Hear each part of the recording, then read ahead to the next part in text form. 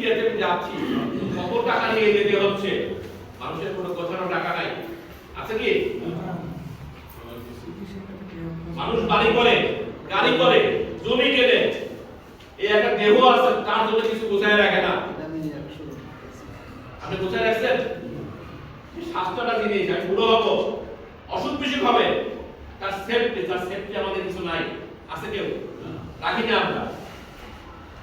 ওই যে পরে যখন থার্ড টাইম যখন ইন্ডিয়াতে যাওয়ার কথা বললো, তখন বেচতে গেল সম্পত্তি, কিন্তু জমি বেচতে গেলাম, মাঠের জমি বেচতে মোটামুটি শেষই করছে, বাড়ির পাশে বড়টা জমি, দামি জমি বেচতে চাইলাম। আমার ভাই বললো যে এরকম 100 টাকা দিতে, আমার ভাই বলে 60 টাকা দেবো।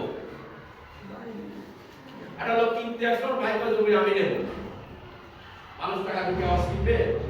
দেখে আমি বিপদে বললাম, আমার ভাই বিরোধিতা করলো, এইটা তো সমাজের চিত্র ভাই।